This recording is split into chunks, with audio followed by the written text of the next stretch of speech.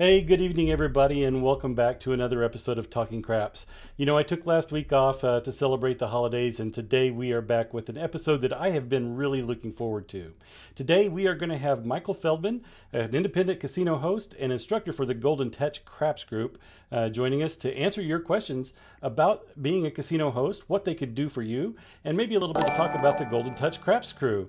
So let's take a quick look. Michael, are you there with us? I am. Thank you so much for having me, David.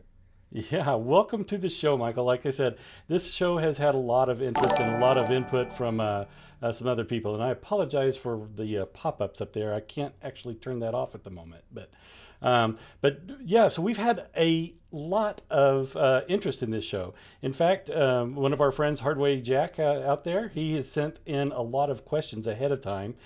Plus, a couple of other people have sent in some questions. So we're going to get to it. But before we start with the questions, why don't we give you a minute to talk about yourself? Tell us who you are and why you're here tonight.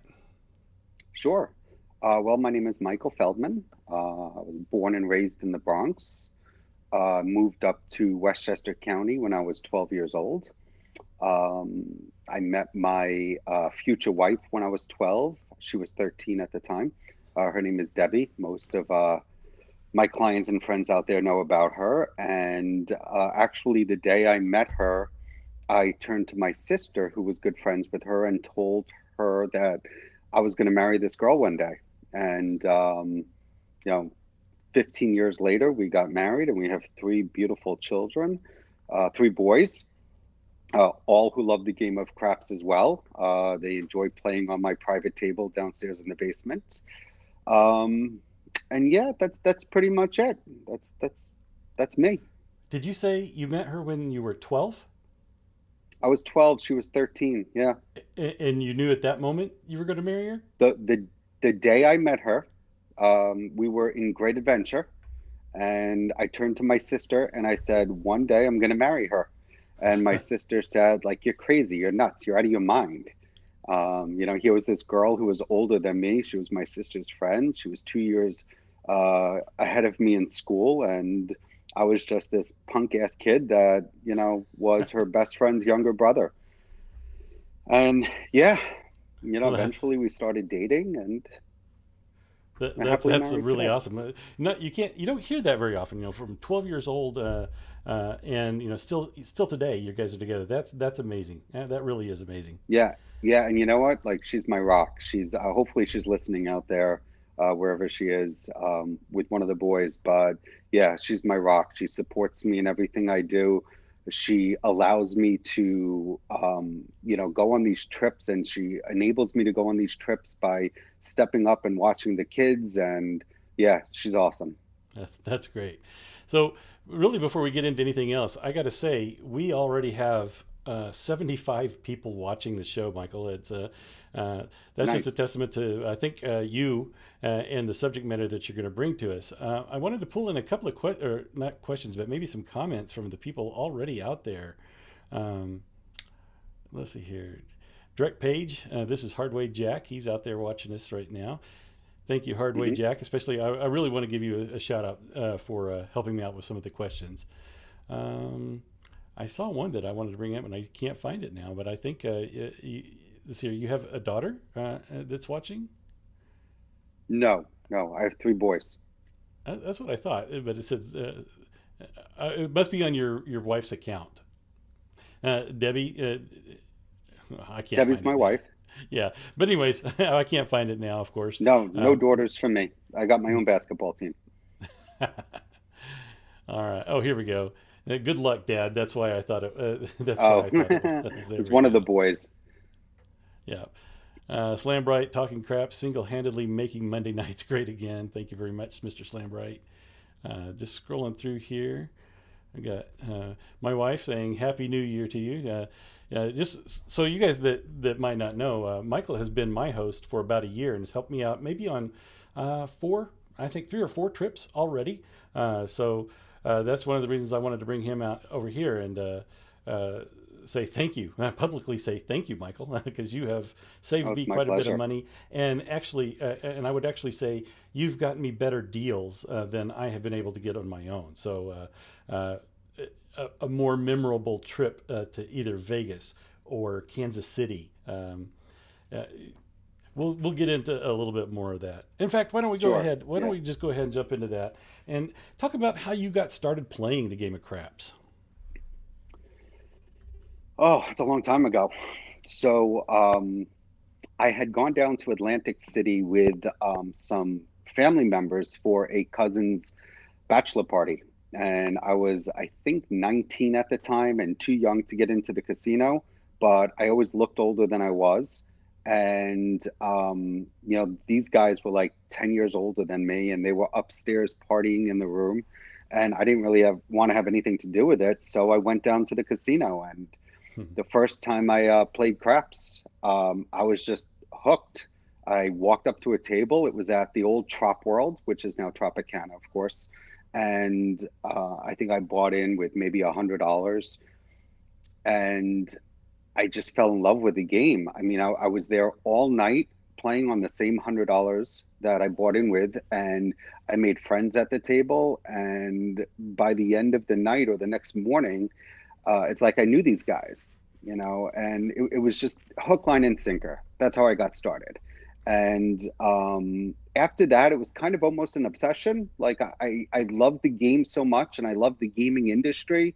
At one point in my early 20s, I actually even wanted to buy my own casino. There was a small property in Las Vegas that went up for sale, but unfortunately, I didn't have the $10 million to buy it at the age of 21. So, I kind of lived my life. I own a carpet store with my mom in Westchester County, and that's what I've done my whole life up until 4 years ago, 5 years ago, when I was approached by Amato Galasso of Executive Casino Tours. And he actually posted on Facebook just a simple comment of looking to expand my business and looking for another casino host. So I Nice. jokingly posted back on Facebook, I'm your guy. And 5 minutes later, my phone rings and it's Amato. And Amato and I were not super close, but we knew each other through, the circuit. And he said, you know what? You're right. You are perfect for the job. I said, Amato, I don't have time to take on another full time job. And he's like, listen, you're perfect. You're an instructor with Golden Touch Craps. You're in the casino 75 days a year. Like, you are the perfect person to be a casino host. Yeah. And, it just kind of took off from there. I mean, it was a long process to get my license, which I finally did. It took about 18 months. And I'll tell Yeah. you, it's been a blast. I, I was I gonna love say, it. I didn't realize there was a process that you have to be a licensed person to be a host. Can you tell us anything Yes. about what that process is all about? Oh my God, it's difficult. It is a complete background check of my entire family, me, my wife, my immediate family. Obviously, no criminal background at all, no arrest record. But the difficult part is they divulge very, very deep into your financials. And I guess that has to do with not wanting anybody who has any mob ties to be affiliated with a casino. But I mean, I remember them asking me, 15 years ago, you cashed a check for $7,000. Who did that check come from? Or, 12 years ago, you wrote out a check for $2,100. What was it for? And I'm like, are you kidding me? I've no idea. I don't remember checks I made out last week. But yeah, it was, and again, kudos to my wife, Debbie. She took care of almost all of it for me. And yeah, so it's a process. It's difficult. It took 18 months. And every time I thought that I was there and gave them everything they wanted, they would just send me an email with another list. Wow. But, finally happened. I got my license. It was very exciting. And yeah, I became a full executive host. Nice. Very nice. So let's go Yeah. back to that first night that you went down and you played craps all night long. Have you ever considered playing some of the other games? And if not, what about craps has kept your attention all of these years? um, I do. I do. Like when I want to take a break from playing craps, I'll go play blackjack. I love Spanish 21. Um, I like playing video poker, but what really attracts me to the game of craps is, when you're sitting at a blackjack table, you could win, the person next to you could lose. It's not a team game. It's not a team sport. And to me, craps is all about the team. It's all about, if I win, the person next to me usually wins, unless they're playing the dark side, and that's, you know, a whole nother story to get into. But typically, a winning table on a craps table is everybody at the table wins. And I love the camaraderie. I love the noise, the loudness, the excitement. Um, yeah, it's definitely hands down my game of choice. And the other thing I really like about it is, in the entire casino, it's the only bet, the only game that offers a zero house edge on one of their bets. Yeah. There's no other game in the entire house that offers that.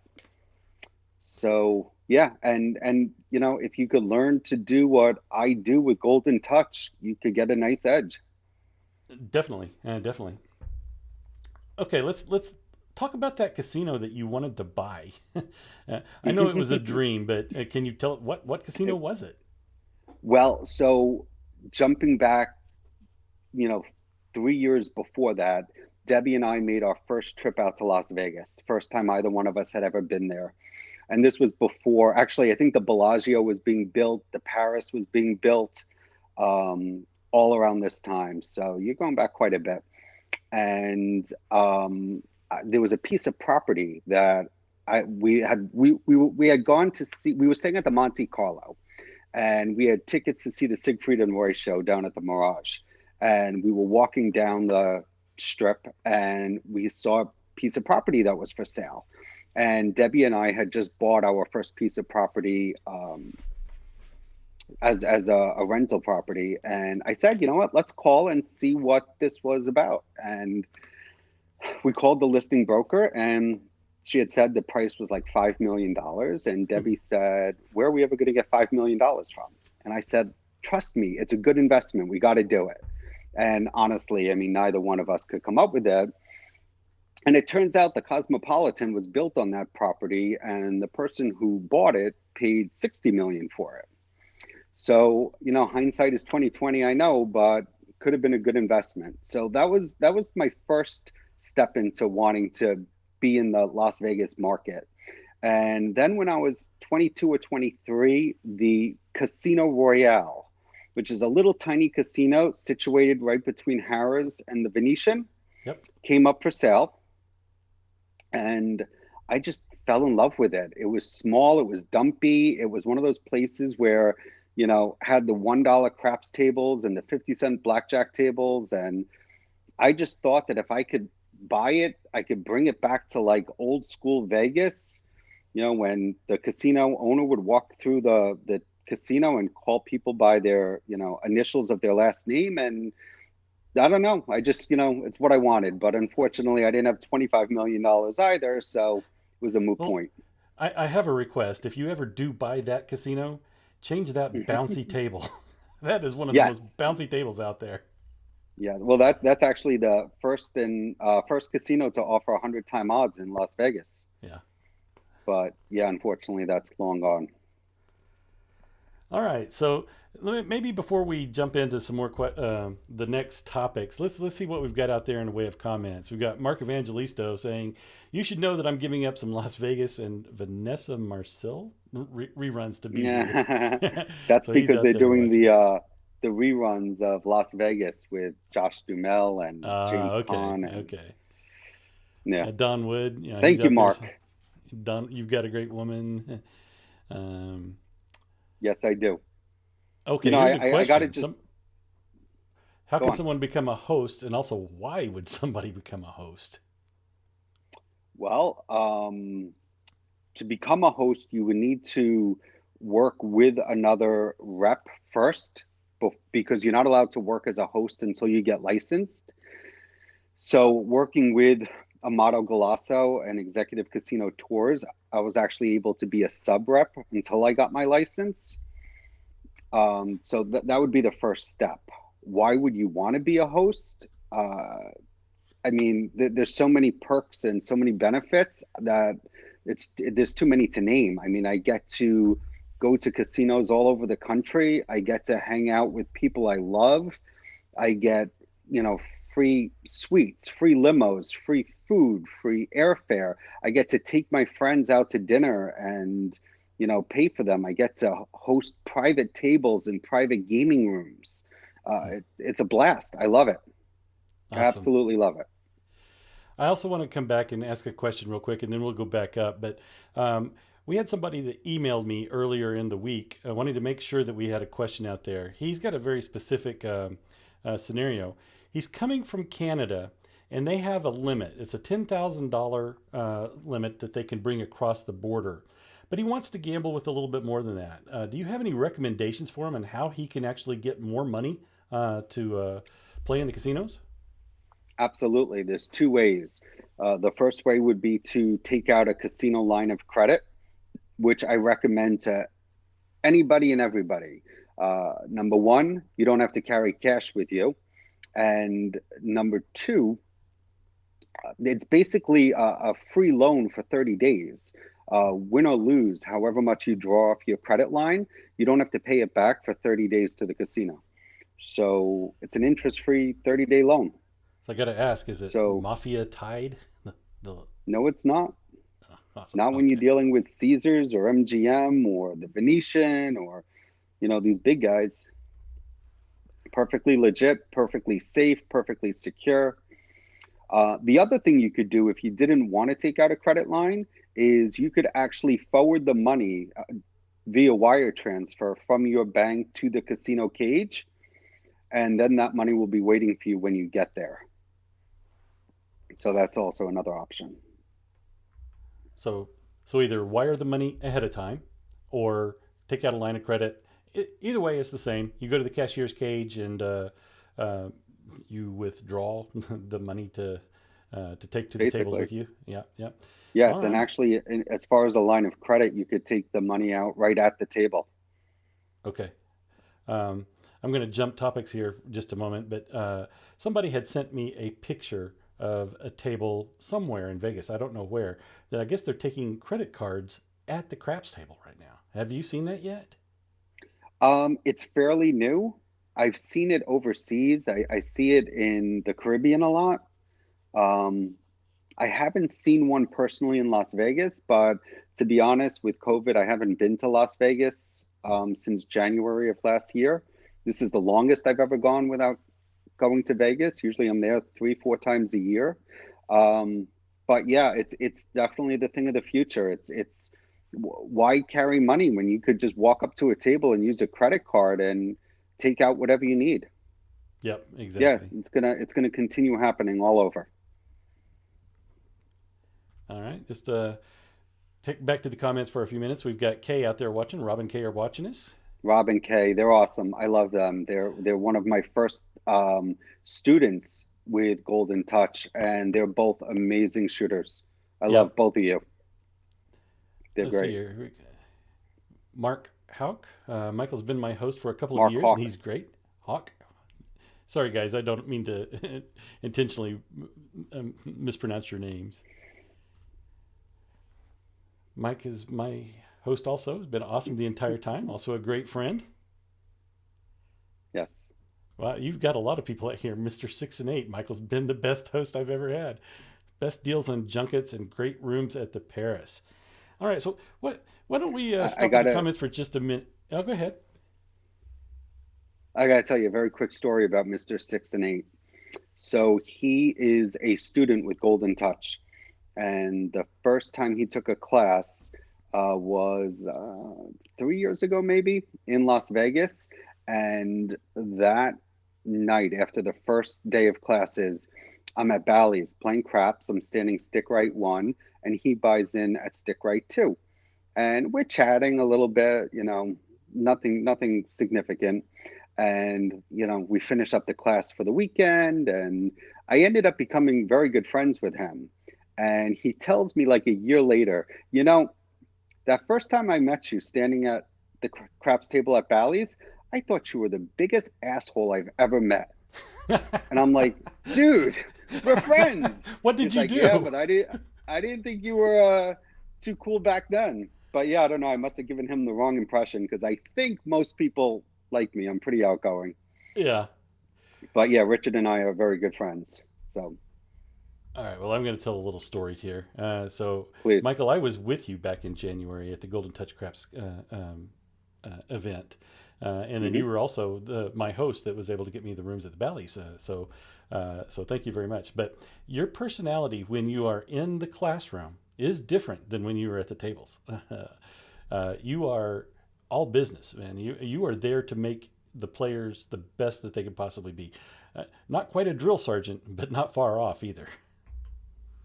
Well, listen, I've learned from the best. Yeah. And we could talk a little bit about my mentor and my boss and, you know, the guy known as the Dominator. Yeah.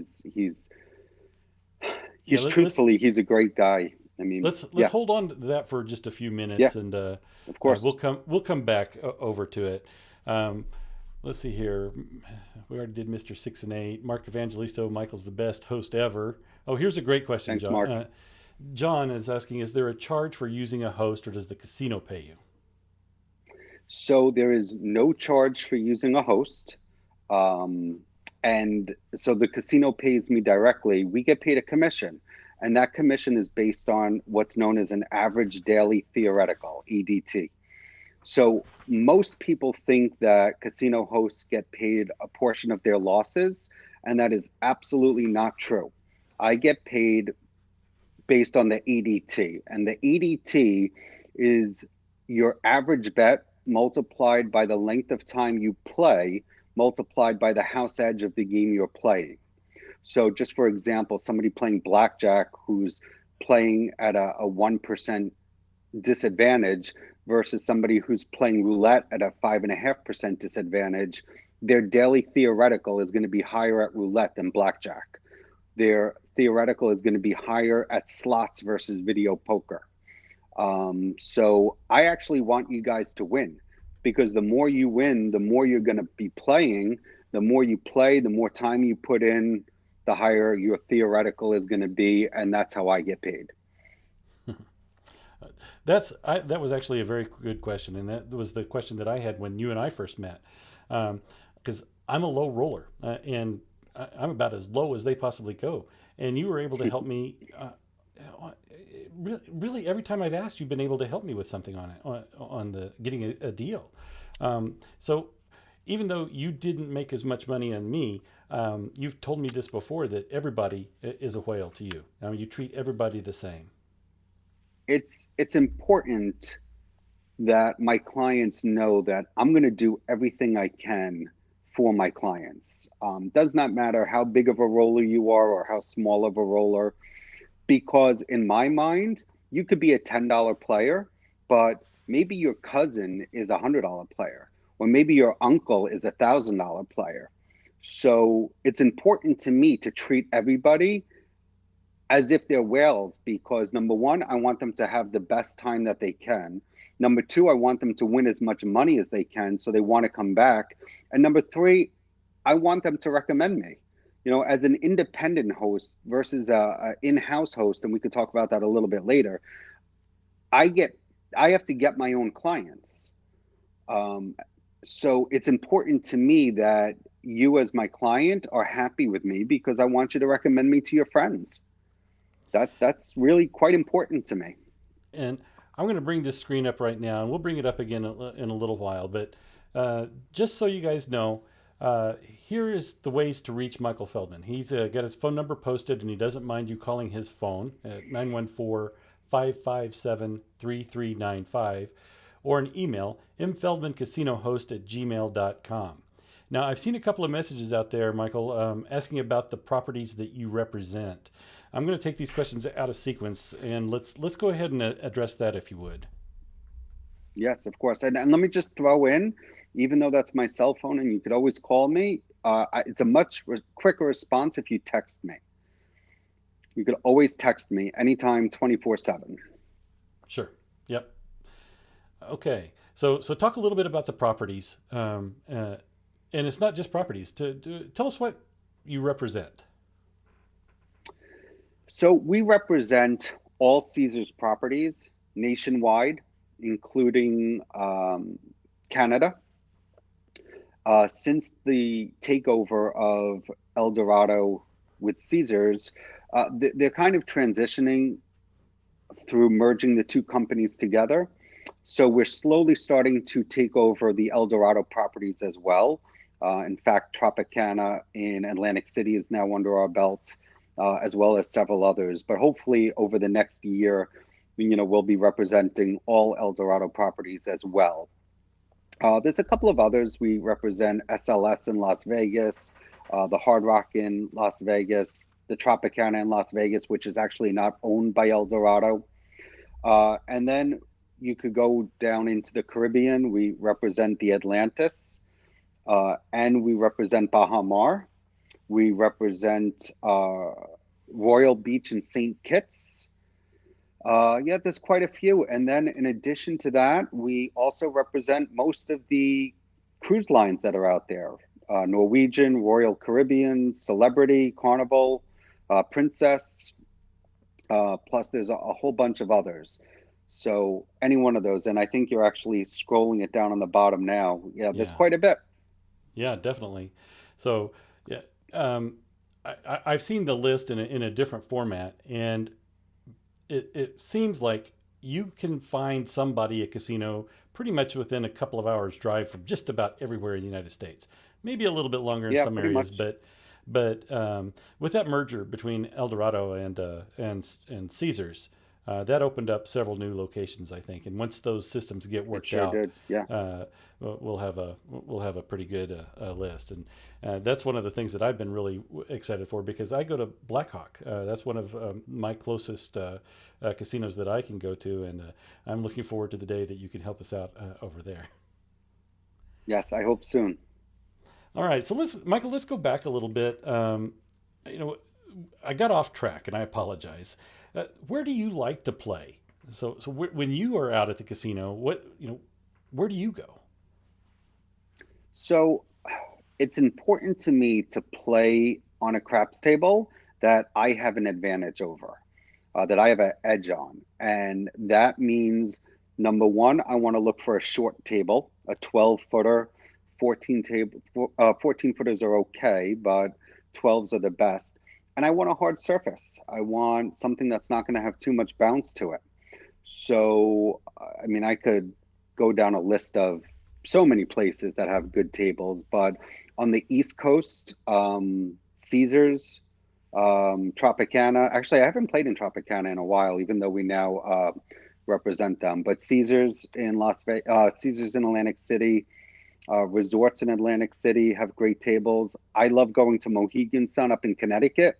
It's probably my closest casino, and I just enjoy it there. They're also right now during COVID the only casino around that doesn't have the plexiglass, Hmm. which is pretty important to me. But I'm not going to go to a table that I don't feel I have an edge over. So if I go to a casino and there's a 16-foot table that's bouncy, I'm not going to play on it. If I can't beat it, what's the purpose of me playing? Yeah. So yeah, that's pretty important. But I mean, I love going to Las Vegas, Paris, Bally's, Bellagio, all great tables. My favorite city to go to is probably New Orleans. I love it there. We did a junket trip last year, and it was just a blast. We did the whole I forget what it's called, that whole corridor with the bars and Bourbon Street, and I love the city. Yeah. So, and as far as overseas, I love going to the Atlantis. Debbie, the boys, and I try to get there at least once a year. Um, it's just a lot of fun to be there, and the great weather, and they have the pools and the beach and a great casino. So Yeah. yeah, I'll play anywhere as long as you That give me a good table, and yeah, I doesn't was going to matter say to me. Atlantis is definitely on my bucket list. That's one of the ones that I want to try. So Everyone should go to the Atlantis at least once. It's yeah, beautiful there. we'll get there sooner or later. All right. So playing the game of craps, do you have a preference? Do you play the crapless tables at all? God, I hope Tom is not listening because he'll get mad at me. But yeah, I actually enjoy crapless craps over regular craps. And I remember going back to that first trip to Las Vegas with my wife Debbie, who wasn't my wife at the time. We were at the Stratosphere, and back then the Stratosphere was the only table that didn't that only had crapless craps. And I remember walking by and being, oh, what the hell is that? Like, that's weird. And she said, you want to go play? And I'm like, yup. And I walked up to it and I started playing and I fell in love with it. And I think if you have an edge over the game, which I feel I do, then it's beatable. Whether it's craps or crapless craps. If you're playing a game that has a 4% house edge and you have a edge of 8%, well, you're playing a positive expectation game. Yeah. And actually, my longest roll that I've ever had came on a crapless table. Well, I was about to So yeah, say I that love it. you're being modest. I have played at the tables with you. I've heard stories about you. So why don't you dive into some of those, like your longest roll? Tell us a little bit about that. Before I tell you about the longest roll, I gotta emphasize by saying I've had four what I would consider monumental roles in my life. And prior to my big role, I was in Las Vegas for a Golden Touch class. I was staying at Paris, and I woke up one morning at like 6 o'clock, and I went downstairs, and I was alone at the table, and I started throwing the dice. And shortly after, another GTC instructor came up, and the roll lasted maybe an hour and 45 minutes, but it was 86 numbers. Wow. And in those 86 numbers, I threw 19 sixes and nine of them were hard. So if Hardway Jack is listening, man, I wish you were there because you would have broken them. But yeah, it was a unbelievable hand. It was probably one of my biggest payouts ever, and it was such a great feeling because I was losing, earlier in the weekend, and it was great. But so that took place in August. And then in October, we did a junket trip with Amato and Gene and myself to New Orleans, and we had a private table. And the private table was really crowded, and I kind of wanted to let my clients play. So I was just kind of wandering around the casino, and Stick Right One was open on a crapless table. So I walked up, I bought in with like a minimum $400, which was not a lot. And there was another GTC guy at the table. His name was Dave Rossi, who unfortunately passed away a couple of months ago from COVID. But very, very great guy and a very good friend of mine. And he was at the table standing straight out on the other side. And I went on to have a 92 roll hand, which lasted about 2.5 hours.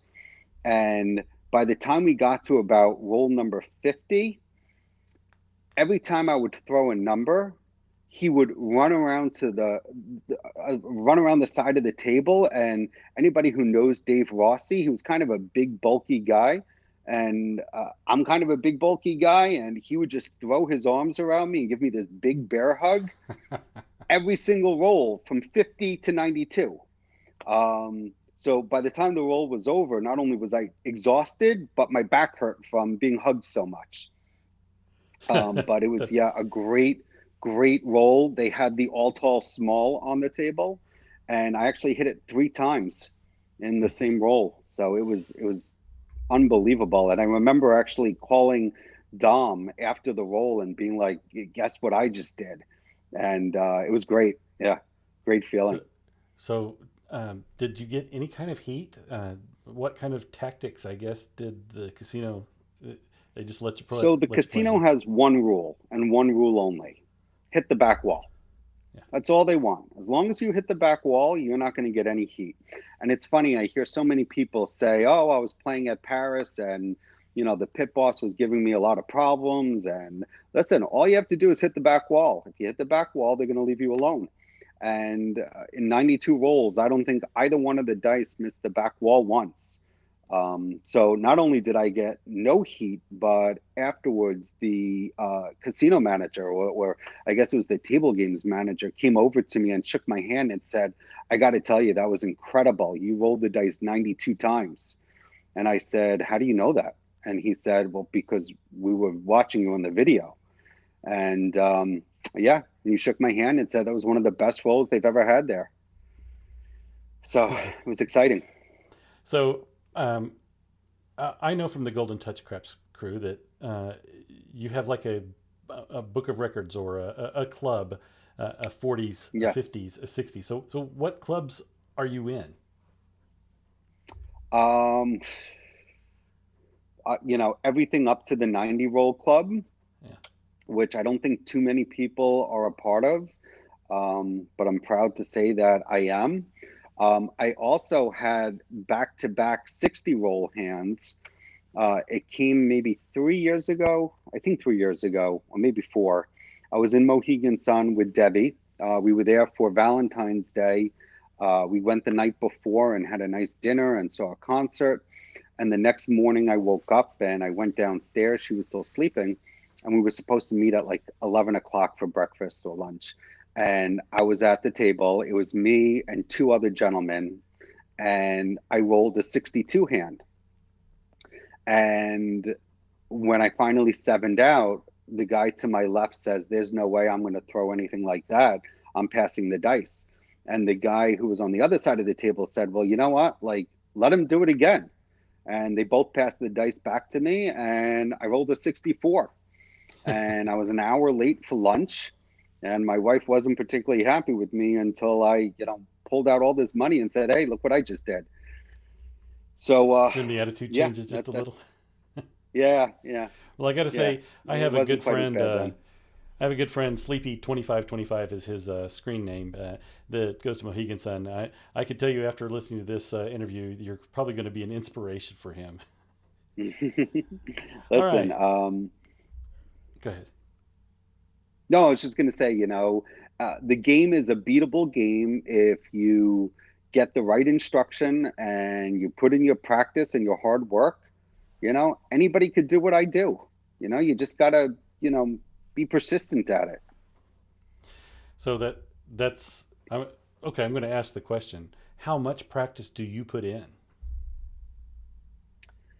Uh, a lot, Yeah. a lot. So I have my private table. I have a regulation size table in my basement. And I would say I practice 5 days a week. And it doesn't have to be for an hour at a time. Sometimes, I go downstairs and I throw the dice for 15 minutes. And if my grip is good and my dice are staying together, I don't need to throw more than, 15, 20 shots. It's when something looks off on my shot that I stay there and practice longer. But I would say, 5 days a week, maybe an average of a half hour a day. Nice, nice, nice. All right, so before we get into the Golden Touch craps a little bit more, let's take a few more comments from the people. I've got Dice Tosser for Life. Too late for this trip coming up, but I need to get a hold of Michael for my next trip. Yeah. Call me. You have a lot of fans out here. Hal Ranudo, best host I've ever Renato. had. He's a Renato. good kid. Let's see here. I'm just trying to scroll through here. Uh, the old number 7 PS. Why do you view the dark side as an adversary versus I am a Giants fan and you are an Eagles fan? I'm not sure. Mm. So, Well, you know what? that's Last night probably I going to was an be. Eagles fan, but Oh, me let me. personally, well, I'm sorry. Go on. I was going to say, Action Global. Does your wife play craps? She does not. My wife is not a big gambler. She likes to go to the casino. She likes the perks that I get from what I do. But my wife rather spend an hour at the spa or an hour doing some shopping rather than playing. So yeah, nope, she does not play at all. If she puts $20 into a slot machine, like that's it. Gotcha, gotcha. All right, so somebody's telling us the El Cortez is for sale. I'm Yeah. just saying, just saying. Yeah. Okay, here's a question from Mister Six and Eight. When and how did you meet the Dominator? Oh, wow. I met the Dominator. I want to say back in 19, I'm sorry, not 19, 2012, maybe. I took my first class. Uh, and it was kind of surreal for me because when I walked into that classroom, and this was when Frank Scabletti was still with Golden Touch, it was like meeting celebrities. It was to me meeting people that I only read their books and heard about them. So meeting the Dominator was like, holy cow! Like I'm in a room with a celebrity. Like how cool is this? And I took my first class, and actually, I don't think too many people know this, but the weekend I took my first class, I got sick. I was out in Las Vegas, and I didn't make it to the second day. And Mr. Finesse, Bob Convertito, who was Dom's partner at the time, who also unfortunately passed away a couple of years ago, called me up like a week later and said, "Hey, why didn't you come back to the second day of class?" And I explained I got so sick and I wasn't able to leave my hotel room. And he said, "All right, listen, Dom and I talked, and we want you to come back to our next class. Um, we think you have what it takes, and we want you back." And I said, all right, but I got to be honest, like I don't really want to go through all of the lectures again. And he said, you know what? Come back as a refresher, and we'll watch you for the first couple of hours for the first day, and if you're doing well, we'll let you stay with the refresher class, which is the second of the three Golden Touch classes. If not, we're going to kick you back to a primer. And I took my refresher and I did well. And Bob Convertito and Dom and we became good friends. And I then took my advanced class, which is the third class. And not long after that, I got a phone call from Bob, who lived in Connecticut, not far from me. And at this point, we were playing fairly regularly on at Mohegan Sun because he was in Connecticut.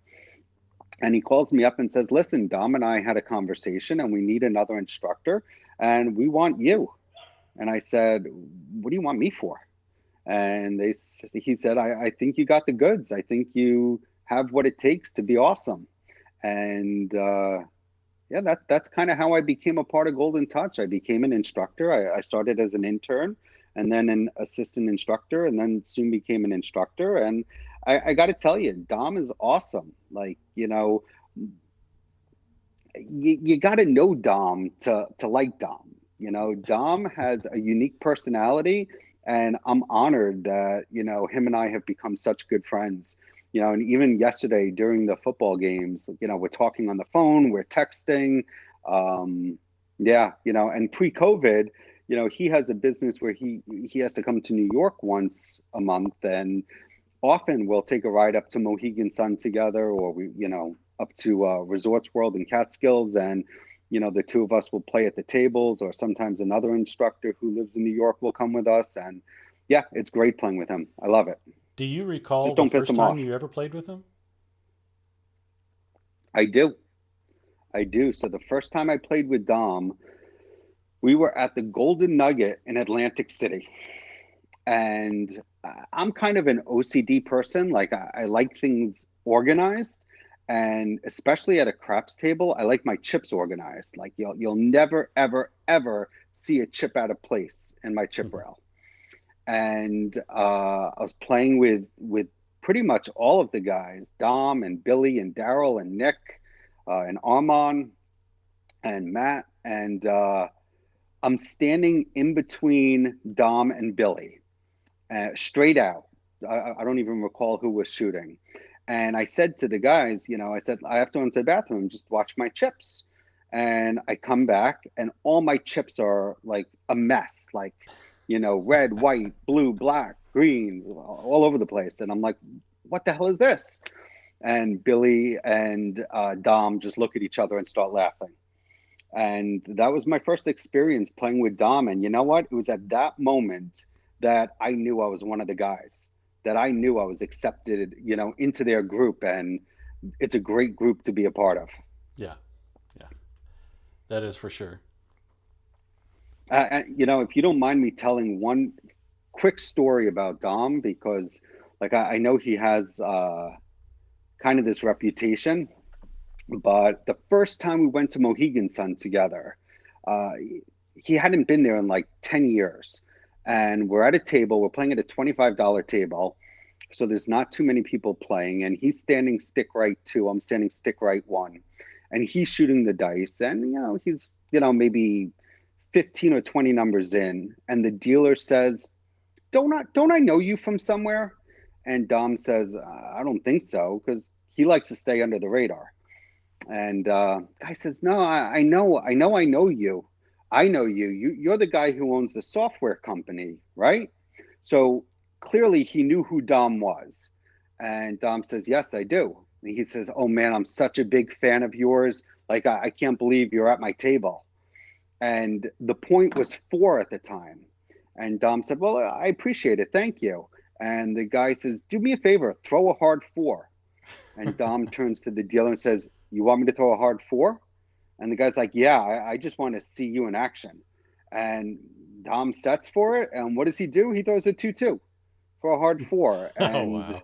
yeah, it was awesome. I mean, playing with him is a lot of fun. We often stand side by side because we both like to shoot from the right side. And when I get on a good roll, or when he gets on a good roll, and the dice leave one of our hands, he tends to like lean into me, and I don't think he realizes how hard he leans into me, because if I don't grab the end of the table and hold on, he's pushing me right over. um but yeah, It's- no, he's a great guy. well, so my experience, I got to play a couple of nights with you guys back in early February, right before COVID hit, and my experience with Dom was slightly different. I, Tell I me. like to tell people that he is the most focused player I have ever seen. At least those 3 nights that I played with him, uh, just that look in his eyes. You hear people talking about being in the zone. You could see that he was in the zone. Oh He yeah. wasn't talking. Oh He yeah. wasn't cutting up. He was focused, and he was there to play. He wasn't there to make friends, and he wasn't there to have a good time with his buddies. He was there to play. And, Yeah. and Well, uh, it was 3 nights, so I assume that's how he is every time. But maybe there's another side to Dom that I need to meet. when he's not throwing the dice, he's a little bit more laid back. Um, but if anyone's ever seen the movie For Love of the Game with Kevin Costner, it's about him as a pitcher on the mound throwing a perfect game. And when he gets up onto the mound, the movie takes place at Yankee Stadium, and you could hear the roar of the crowd, the train going by, the air horns going off, and he gets up there and he says, "Clear the mechanism," and everything becomes silent. And I think any good dice controller, that's what it's like. I know it's like that for me. I know it's like that for Dom. I know some of the other guys, Billy, Daryl, Nick, like they just zone everything out, and all they do is concentrate on the dice. Yep. So yeah, but if he's not throwing the dice, he's actually a very funny guy. Yeah. Yeah. I could see that. I could see that he would be like that. All right, Michael, we've only got about 10 minutes or so left, and I want to make it through some of these questions and then wrap up with a few more comments about the casino host. So let's see if we can Sure. rapid fire through some of these. John C is Yeah. asking, what are a few memorable highlights you've had over your career as an instructor? So maybe I'll take that Oh, one step further. Have you had a student that you thought, all right, this guy's the next big thing? you know, I've had several students that I think really have the goods to make it far. I think Robin Kay, who actually made a comment before, their husband and wife, and I think they're both amazing shooters. I think there's a guy out there named Anthony who has an amazing shot. It's like textbook perfect. Rick, has a great shot. John has a great shot, and I know all of these guys are hopefully listening, and you know who I'm talking about.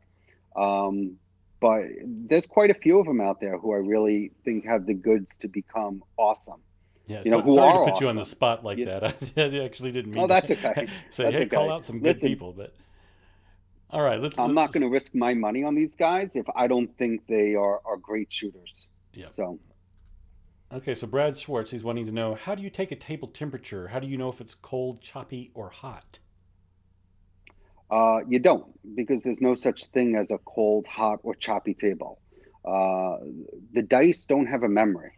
If you throw 10 fours in a row, the 11th roll is not necessarily going to be a four. I mean, it's the dice have no memory of what happened on the last roll. So to say that a table is hot or to say that a table is cold is ridiculous. Uh, Me personally, when I'm watching a table and it's 7 out, 7 out, 7 out, and everybody walks away, I'm like, yes, let me go up to that table by myself and just bang it out.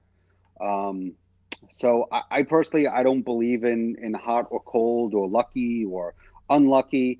I believe in skill. I believe in having an edge, and I believe in doing the best you can. Awesome. All right, so does the casino get nervous when your clients hit them for lots of money at a private table? Well, let me tell you, it's happened quite a few times where we've taken most of the chips off the table, and the answer is no. And the reason why, if you're playing at a big casino like a Caesar's owned property or an MGM owned property, the 1,000 people in the casino that are winning, including us who may take, $100,000 off of the table, it means nothing to them because the guy upstairs in the high roller room is betting $100,000 a hand. So yeah, they don't sweat it. The only time I've ever been in a casino where they actually sweat the action, and I think somebody made a comment about the El Cortez being for sale because somebody hurt them, was last year. Hmm. I actually walked into the El Cortez. I was walking to the Golden Touch class in the middle of August in Vegas, which I'll never do again. And I went in there to get some water and to cool off. And I pulled out $200, walked up to the craps table. And, I don't know, I didn't count the numbers, but, I colored up some big chips and, they came up to me afterwards and they wanted my license and my social security number. And I didn't give them any of it. Um, but yeah, Yeah, so the smaller casinos may sweat it a little bit. The bigger ones don't care. yeah. All right, so Kay, you earned some points with Kay out there. She loves you too. Mwah. Let's see here. I'm trying to scroll through here and see if I can find some questions. Uh, Sorry, Mr. 6 and 8 question. What made you want to become an instructor? So I think you kind of covered that a little bit, how they approached you. Yeah. And, Yeah, they did. And I wanted to be the best. I wanted to be the second best because I'll never be as good as Dom. But yeah, I wanted to be the best that I could and I wanted to win on a consistent basis. okay. So we have, oops, I'm sorry, that wasn't the comment I meant to click on. Bill Dreska. What kind of investment level do you recommend for a beginner? And how can I feel confident investing that level? Money is relative. To me, buying into a table with $1,000, may seem a lot to somebody who buys into a table with $100. But then again, I've watched somebody buy in at a table with $1 million. So money's relative. You can't lose what you're not comfortable losing. And unless you have an edge, you never want to bet more than you could, you don't want to bet more than you're comfortable losing.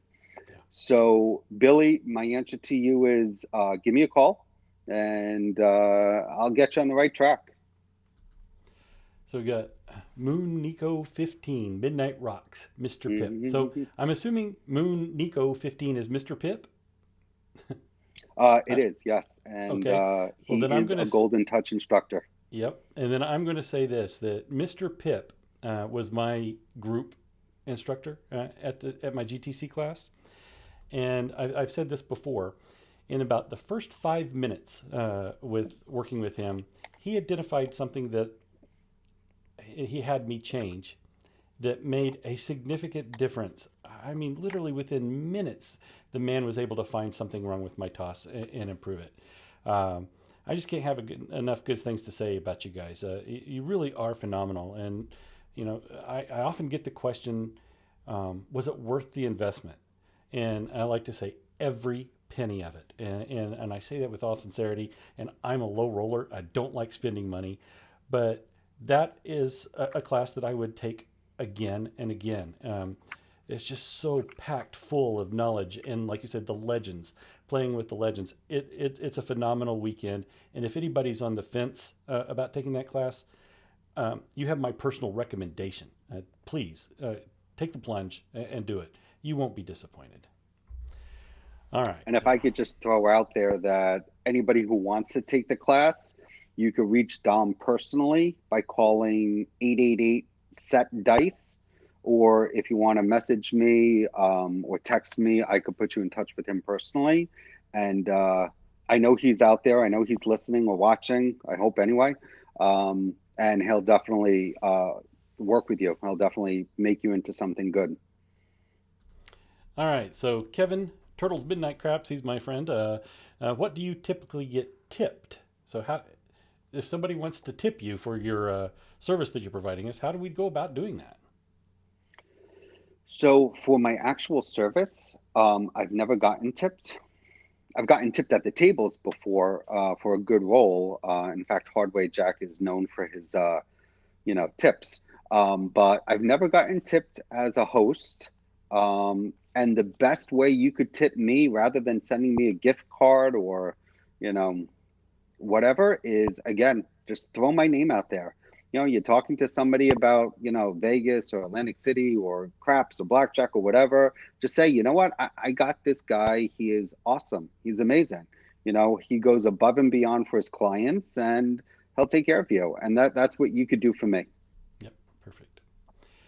All right, Senior Moo, he's out there wanting to know, how do you go about getting a host? And right there, that's how you do it. You call that phone number you see on the screen, 914-557-3395, and you've got a host.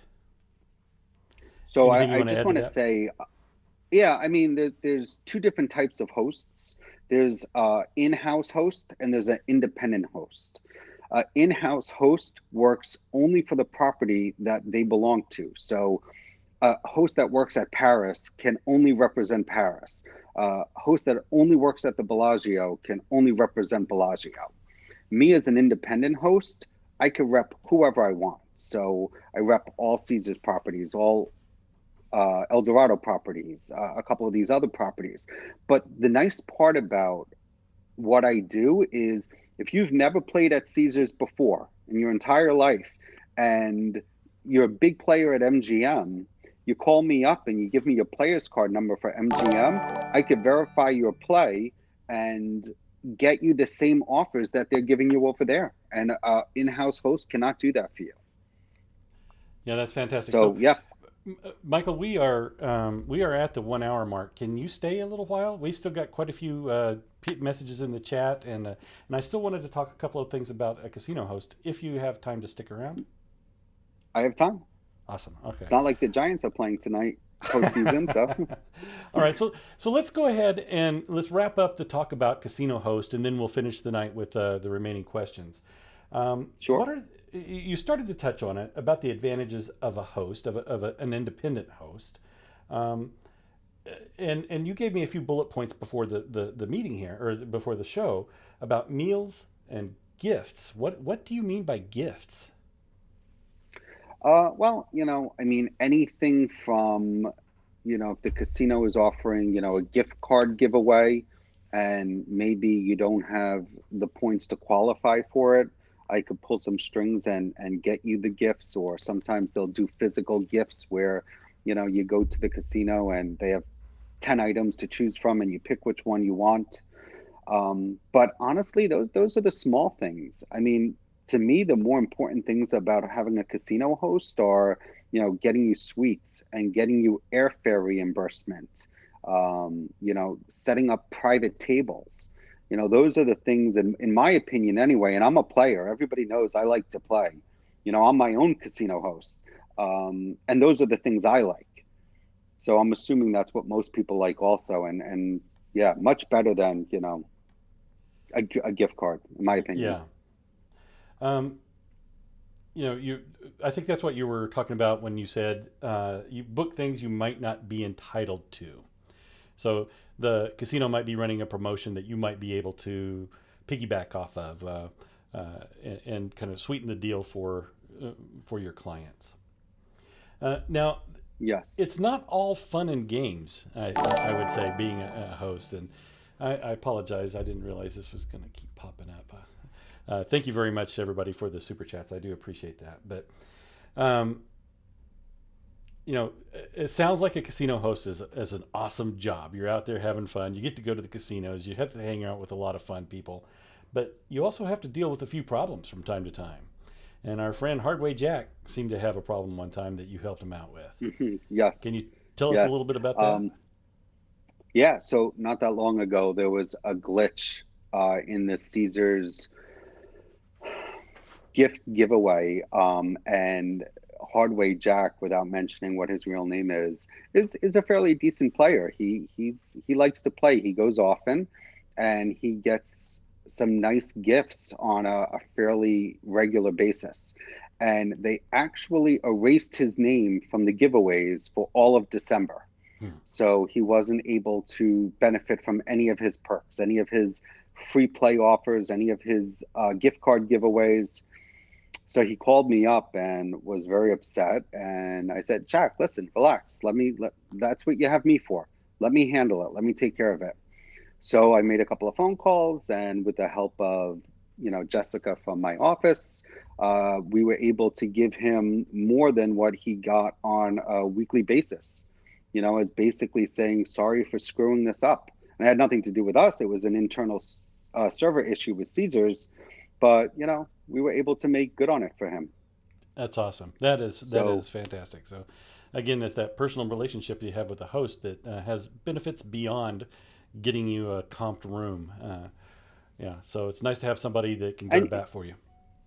and you got to remember, an in-house host, their number one priority is looking out for the house, as where myself, my number one priority is looking out for my clients, to Yeah, making sure they're getting everything they deserve and everything they want, and they're having an amazing time. And I learn what they want from a casino getaway, and I could put these packages together for them. If I know that you like football, I mean, Robin K, great example. We were in New Orleans last year, and we had a suite at the New Orleans Saints game, and I got them into the suite, and they had, like, they were sending me these pictures because I was back at the hotel at the private table, and I'm like, oh my God, I'm so jealous. I wish I was with you guys. But yeah, I mean, that's what I'm there for. I'm there to make your experience the best it could be. Whether it's, football games, whether it's the spa, whether it's, an airboat ride down in Louisiana, whatever it may be. That's what I'm there for. so, how much lead time do you need in order to get somebody a package put together? I can usually do it pretty quickly. I mean, I get some people who call me up at 10 o'clock at night and say, any chance you could get me a room tonight? And I could usually do it. As far as like a package, I usually need about a week. If it's going to include, airfare and a suite and, food and limo transfers, all of that takes time to put together. So usually about a week. Yeah. Okay. Now, there's a couple of things that I didn't realize, that that you can use, some tools that you can use. Uh, we talked a lot about Caesar's properties, and that's the big one with the casinos. But if you are, if you have a Players Club card with M Life, if you've got points associated there, I believe you can utilize those points to help get you offers with the Caesar's property. So it's not just your Caesar's points that are going to be important, right?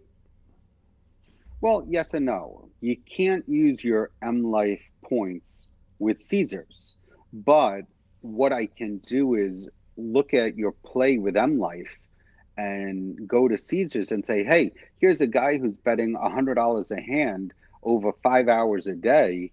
He doesn't have any comps available at Caesars, but he could stay for free at the Bellagio for 5 nights, and they'll usually match that offer. Mm. So even though you've never played at Caesars before, it's not your points from MGM that we're using, but it's your previous play that we're using to get you the comps at Caesars. Okay. And then, we've talked a lot about casinos, but that's not all you do. I know the audience here is mostly craps players, but you also have cruise lines. Can you tell us just really quick a little bit about what kind of offers, what's going on in the cruise world today? Oy, cruise world is like kind of tanking right now. I mean, I don't think most of the cruise lines are going to start cruising again till minimum April, May, and possibly even longer. Uh, the cruises I love. I mean, I don't know how many people out there, know me personally, but my wife and I were in a very bad accident on a cruise ship six, 15 years ago. And I kind of didn't want to have anything to do with cruising after that. And then I became a casino host. And one of the things we do is twice a year, we do a junket trip on a cruise line. And my motto said to me, like, listen, like, you got to come. You don't have a choice. You got to come and take care of your clients. So it was difficult getting back on a cruise ship after the accident, but I got on the cruise and I actually like it. I mean, we usually go to Bermuda, so it's nothing too crazy. And for most people, I could offer you comped cabins, sometimes comped balconies. I've offered people comped suites. Um, and the Okay. nice part about a cruise is it's all inclusive. You could stay up late gambling, you could stay up late drinking. You don't have to worry about, driving home or going, you know, leaving the boat itself. I mean, great. And we usually have a private tables, and we always have a welcome party with all our clients. It's fun. It's So, nice. getting comped for a cruise, is that based on your casino play? It could be. I mean, a lot of the casinos on sea will look at your previous play with that company. So Norwegian will want to look at if you have any play with them in the past. But if not, they'll look at your play with Caesars or MGM or the Venetian or the Wynn. And if you're a decent player, they have no problem giving you a free cabin. They Okay. want you on that boat. Ah, awesome.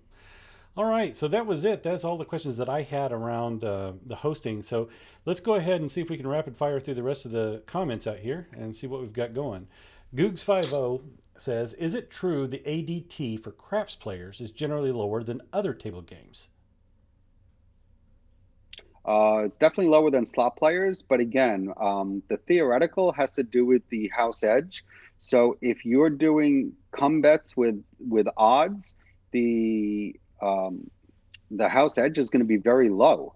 If you're playing hot bets and hardway bets and lows and yos, and then the high house edge is going to be very high. So Okay. it all depends. There's so many bets on a craps table. It's hard to give you that answer as a definitive answer.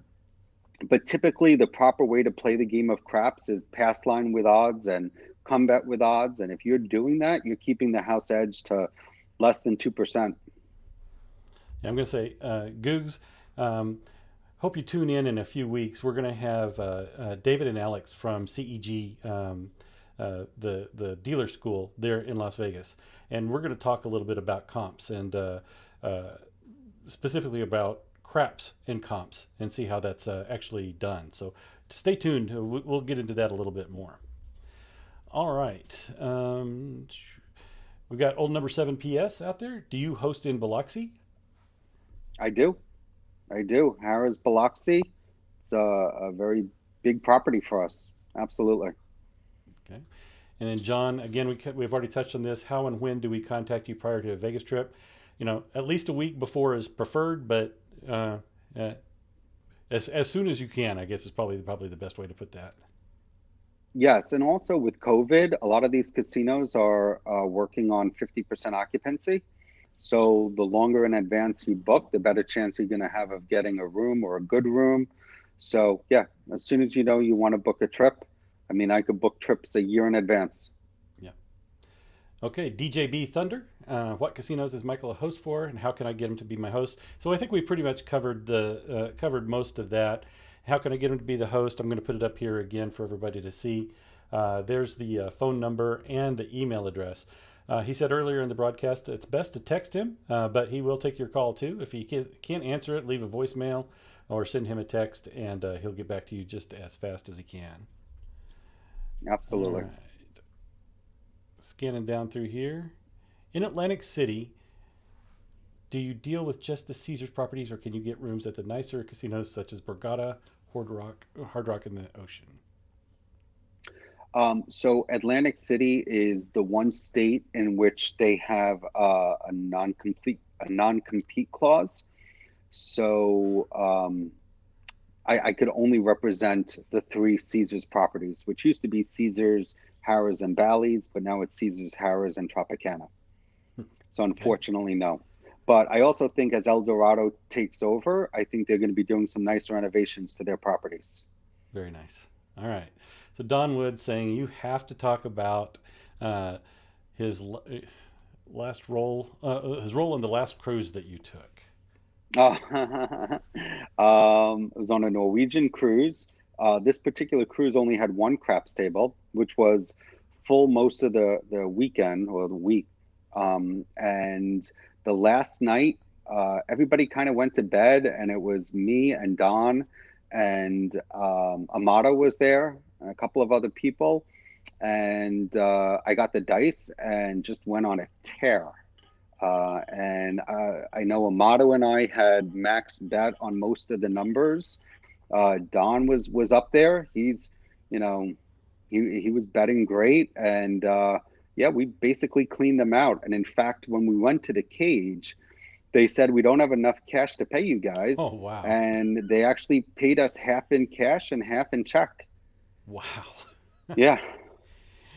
All right, so somebody else wants another story. He has to talk about the monster role he had in New Orleans that he walked away from, that Anthony walked away from. So Anthony is actually one of the guys I was telling you about who has just an amazing throw. And the 92 roll hand I had in New Orleans at the crapless table, Anthony had walked up to me 15 minutes beforehand, and I said, "Jump in, come play next to me." And he's like, "Yeah, nah, I think I'm gonna go take a nap." It was like I think midnight at this point, and he went up to his room. And 15 minutes later, I had this monster roll. And after the roll, it was like 3 o'clock in the morning. I went to bed, and the next morning, he comes up to me and he's like, "What the hell happened last night?" So I said I had a good roll, and he said, "Bullshit, it was a good roll. I mean, everybody's talking about it." So yeah, he actually slept through, the best roll I've ever had, and with the way Anthony plays, he would have hit them hard. Yeah, Yeah, nice. All right, we've got G Dub in Texas wanting to know: is there a Caesars property coming to Lake Charles, Louisiana? I hope so. I don't know. I don't know the answer to that. But if you want to shoot me a text or an email, I could certainly find out. What their plans are, El Dorado, Caesars, as far as taking over properties. I know they're selling some properties. They just sold Bally's in Atlantic City. So yeah, give me a shout, and I'll see what I can find out. Okay. John MC, does Michael represent Venetian or Palazzo? I do not. I do Okay. not. We have a contract with Caesars in all of Las Vegas. We're actually trying to get a contract with MGM, or at least some of the properties, because I'd love to represent the Bellagio. But Venetian Palazzo is one company that only uses in-house hosts. Gotcha. Okay. So Dan D's asking, can you discuss the services that you offer above and beyond what casinos offer to their top tier customers? Now, for this one, Dan, I'm going to ask you if you would reach out to Michael separately to address this one, and we'll put his contact information up here again in a few minutes. Well, my friend Sleepy 2525, he's the one I was telling you. He plays out at Mohegan, and maybe he'll I see you love there one Mohegan. day. I go every chance I can. Lou Louie out there, thumbs up from Mohegan Sun. Yeah. Okay. And again, they're the only place around here without the plexiglass, so it makes it easy to play there. Yep. So our friend Dan Lewis out there saying you're a great host, also a teacher at Golden Touch Craps. Yeah. Dan and I actually started a messenger group chat. I don't know, maybe 3 years ago, that had like 10 or 12 people in it, and it's just grown and grown and grown. And I think we're probably up to a few hundred now, and it's great because we talk on a daily basis, this group, and it's fun. Thank you Nice, for nice. for doing that, Dan. El Gringo Principal. I really love playing with Michael Feldman. He makes you feel like you've been friends for years. Very. That's a nice statement. That is, thank you. All right. I'm just trying to scroll quickly down through here. Uh, Mr. 6 and 8. He's Mark E. Please get me a Hardway Jack autograph. Okay. I'll get you a Hardway Jack autograph. Hardway Jack's autographs is on eBay next week. 50% discount. Oh, there we go. Kay's it saying Marilyn Taylor tells you to say hello. Says hello. Marilyn is a GTC instructor who unfortunately hasn't been able to participate the last couple of years, but she's awesome. Her name is the Goddess, and I love her to death. Yeah. Tell her I said hi, Kay, please, and I miss her. So I know that we're way behind in some of these comments. Just really quick, bringing up Dave Rossi again. Uh, I never got to meet him personally, but I know from reading all the Facebook forums, he was a very well loved man, and I'm Yes, sure he yes, is he missed by was. everybody. Yes. Let's see here. I'm having to scroll through a lot of questions here to try to, or the comments to see if we can find some questions. Okay. Um, uh, do you want to tell a story about a tattoo?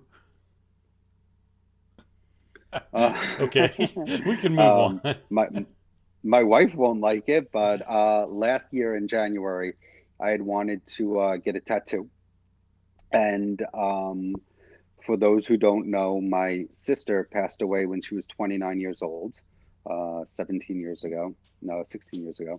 And her favorite song was Don't Stop Believing by Journey. So I wanted to get something like with her, but with dice.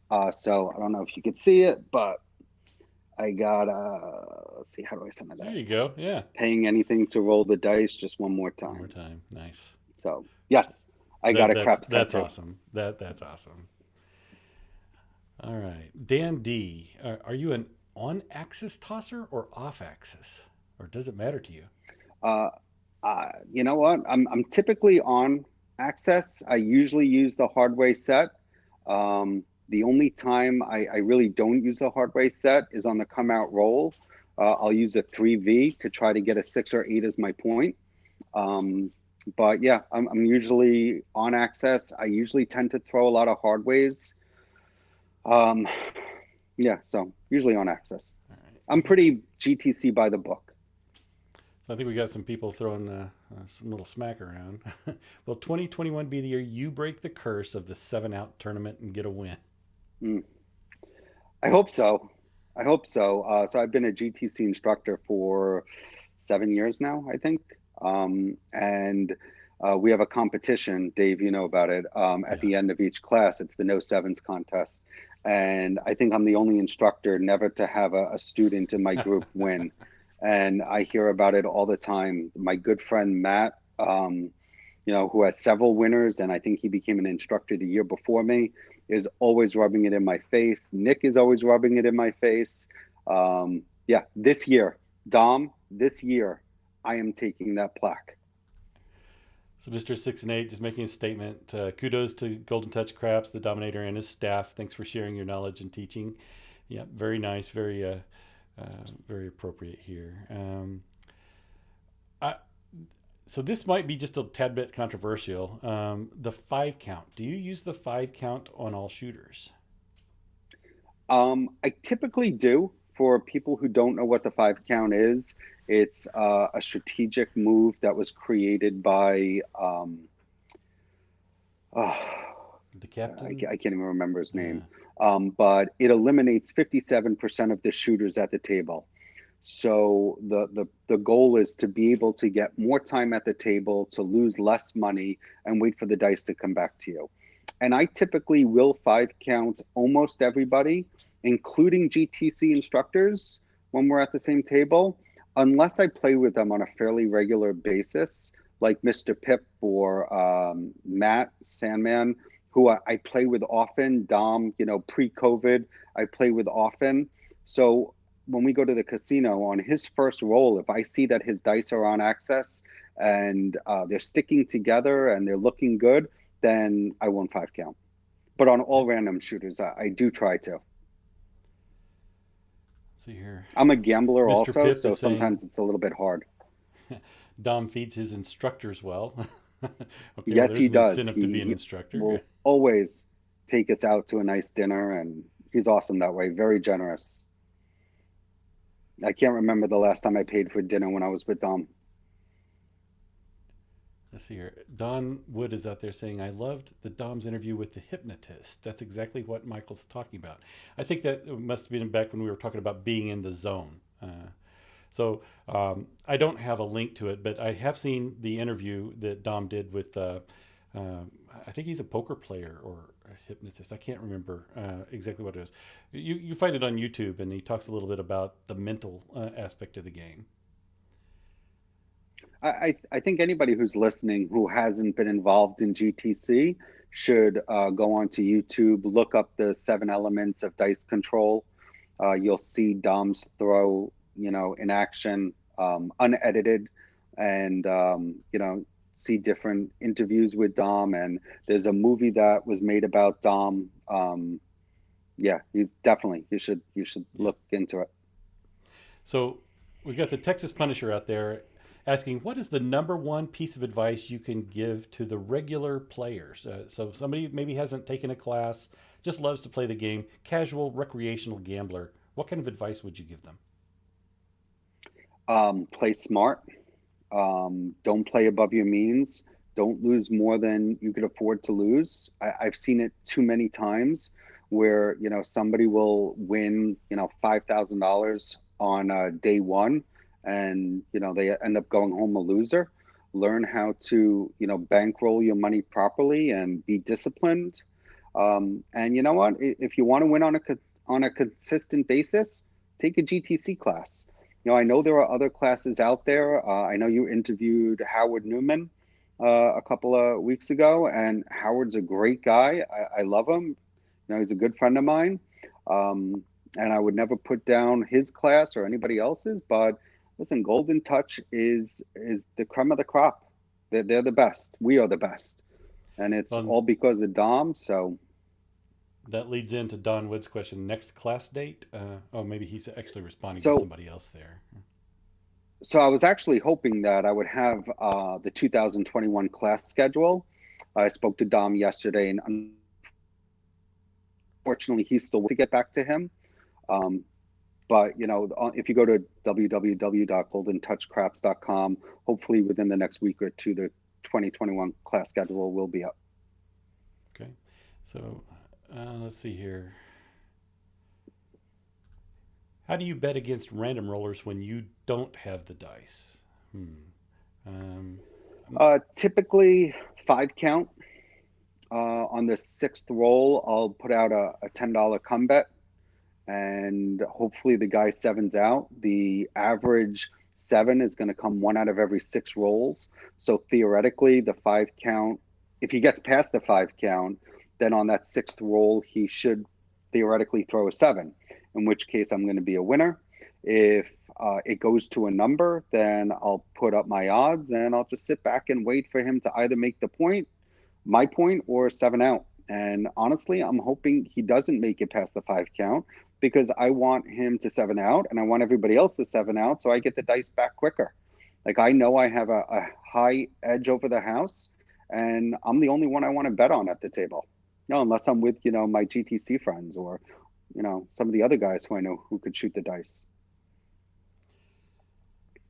Just looking down through here, it looks like we've got Howard Newman out there watching us tonight. Looking good, Michael.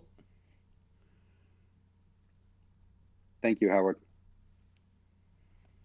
And I think I'm coming down towards the end of the questions. I apologize, everyone, if I didn't get your question. There's just a lot out there, and I'm trying to swim through it as fast as I possibly can. Here's one.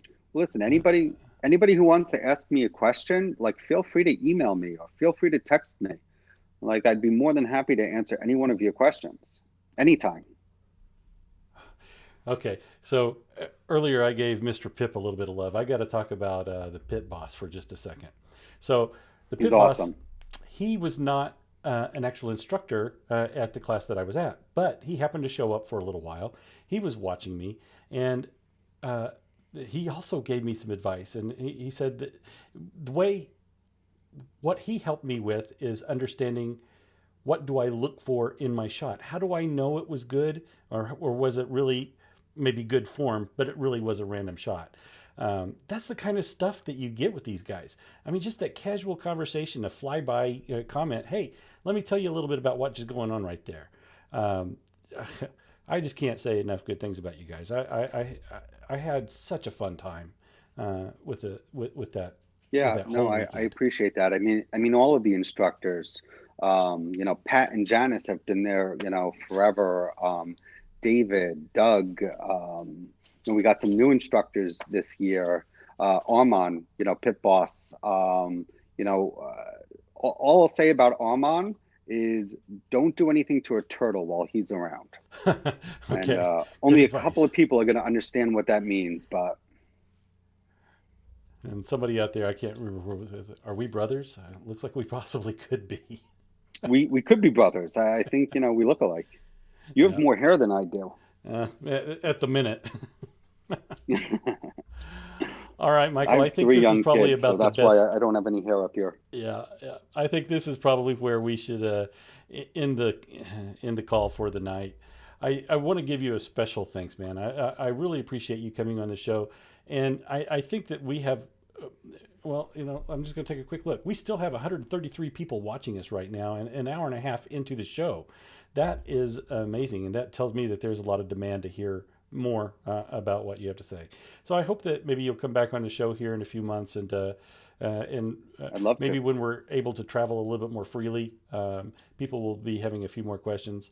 I'm going to put this up here again also, the contact information for Michael. Best way to reach him is by the phone. His preferred method is texting at 914-557-3395. But you can also call, leave a voicemail, or if he's available, he might take your call at the moment. There's also an email address, mfeldmancasinohost@gmail.com.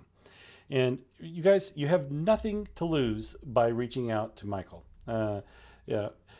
Just give him a call, text him, talk to him about what your trip needs are, see what he can do for you. And it's as easy as that. You have nothing to lose, and you have everything to gain. So I encourage you, please reach out to him. All right, Michael, any David, thank you parting? so much.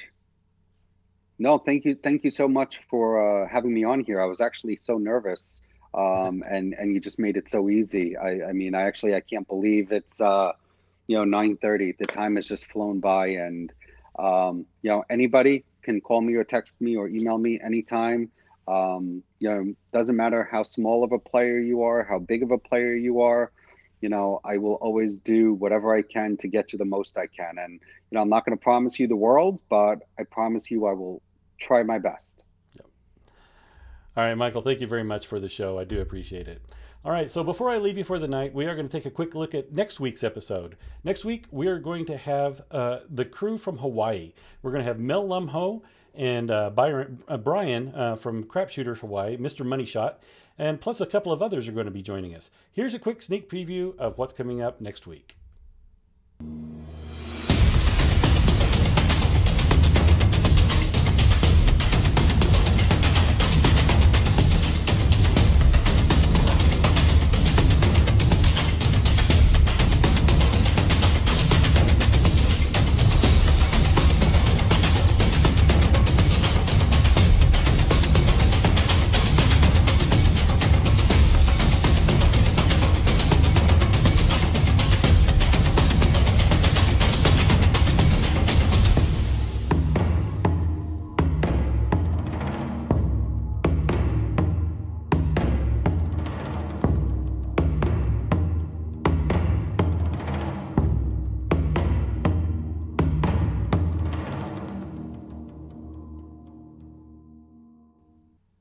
All right, that does it for this week, everybody. Thank you for tuning in, and thanks for talking crabs.